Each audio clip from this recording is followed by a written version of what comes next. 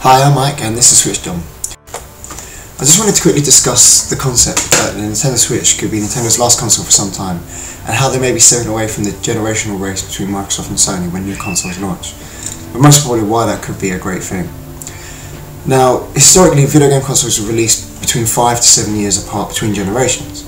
For me personally, I think that's too long. I know that that's probably the unpopular opinion, but a lot of people out there like to get their money's worth for a generation with 5 years for, say, a console that they buy.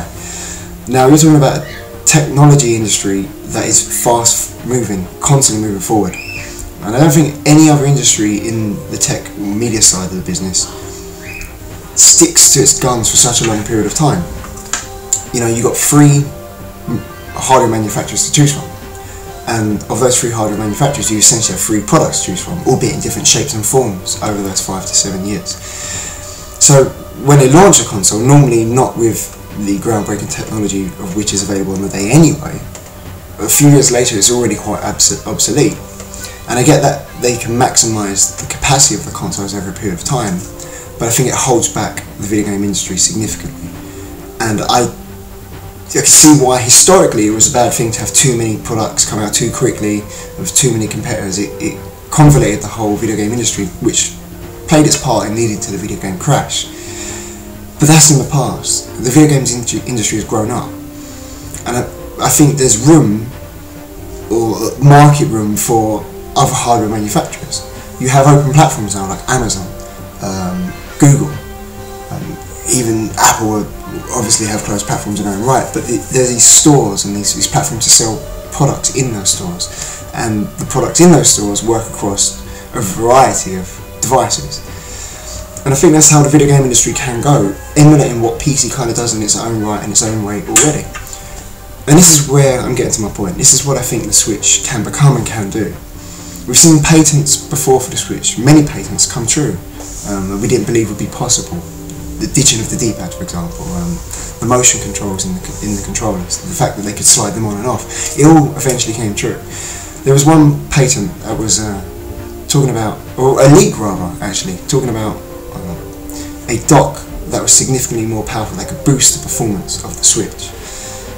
Now that's a very interesting concept. I know it's been discussed before, some time ago now, but I think it's worth bringing back up, because if every year or every other year you have a dock that can increase the performance, that can still play the games across the whole variety of hardware choices, a standard Switch with a standard dock, or a Switch with a dock that can perform 4K content, you have the ability for consumers to pick and choose how they compete, or how they consume the products, that they want to have. So if you're into high fidelity graphics and games, well then it's up to you. You can buy the dock that increases the performance.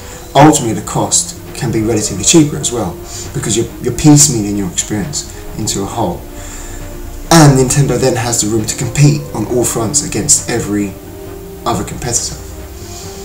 Now I also think the Switch itself could see iterations, and I don't think it's going to be called Switch 2, New Nintendo Switch. I just think that they will refresh the hardware inside the Switch and re-release it, perhaps with a 2018 model, for example.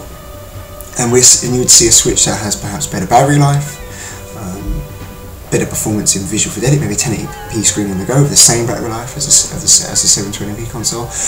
But by giving the consumers a choice, I don't see no harm, as long as Nintendo isn't setting itself up for failure. And that's the big if, right? But what we have here is a model where the consumer could always stay up to date with the hardware of the day, play the games that existed or have been made previously for the platform, and they no longer become obsolete because they're not bound by architecture through generational jumps. And that's been the big stigma between, or the big sticking point rather, between moving games from, say, the Xbox 360 to the Xbox One easily, is architecture and game design built around the architecture. And I think we're seeing a good move from both Sony and Microsoft in creating revamped versions of their consoles that have more power, that are effectively of the same generation.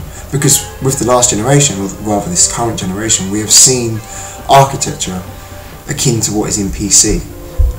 And it's becoming easier for developers to move games over from PC to console, from console to PC, vice versa. And with the Nintendo Switch, with its ARM architecture, and confirmed reports from developers how quick and easy it is to port games from other consoles or from PC to the Switch, being easy and quick. We have almost like a unified development system within the game industry as it stands at the moment. So that's my point in a nutshell. I think that the Switch moving forward could be this almost modular experience, where you make what you will of the device that you have. And I don't think Nintendo, well, I think potentially Nintendo could get away with releasing a new console for quite some time. It could be 5 years down the line and this is another iteration of the Switch. I mean, we've seen it with the 3DS in small scale form, with, you know, the new Nintendo 3DS, slightly increasing the processing capacity of the second analog stick. But it added a new dimension to the console that didn't exist before. And the same games that played, most of the same games that played on the previous console play on the new one, with some games benefiting, such as Metal Gear Solid. That's it really in a nutshell, is my point. And one final point, recently Rainway, the app in development for multitude of devices to be able to stream your PC content onto those devices, has shown some streaming footage, of streaming from PC to the Switch using the browser exploit. And it's fantastic. The fact that it's possible is exciting. Whether Nintendo accept that, block that, or support that is to be seen. However, the developer has said that Nintendo is one of his greatest supporters. Now, one thing to consider is the Switch is a spiritual successor of sorts of the Nintendo, of the Nvidia Shield handheld tablet. Now, Nvidia is significantly concentrated on the PC sector. AMD has cornered the console market, and Nvidia has dominated the PC market, especially in the high end anyway. I know recently AMD has made a resurgence in bringing back a challenge to Nvidia. But one thing to consider is Nintendo worked closely with Nvidia on this tablet device, on architecture built for predominantly streaming content from a PC to a tablet device. Now, if Nintendo opens the doors to the concept of streaming PC content to their device, there's no harm. They aren't going to infringe at least too much on their own market share if they allow the Switch to stream PC games to its display. So we would be looking at a device that would appeal to the PC gamer, a console that appeals to the PC gamer significantly more than the other two devices, because you've got arguably the best first-party content, but also the ability to play those games from your PC at high fidelity, obviously downsampled to the display output of whatever the device is, but on the go potentially, or at least at home, on the sofa or in bed. And the concept's exciting. It's something I'd love to see happen and move forward. I think it's possible. I'm very optimistic about this. I know people say Nintendo will shut this down pretty quick, and typically Nintendo would do that in the past, but we're looking at a new Nintendo taking different approaches to how they handle the industry as a whole, how they approach the industry from a marketing standpoint, from a development standpoint. They're shifted back to their roots. I think that maybe perhaps the only reason it didn't exist to begin with is Nvidia have got a block on the possibility of doing that through their own app. You know, you can't treat it as an Nvidia Shield tablet, and therefore you can't sync it to the Nvidia software on a PC.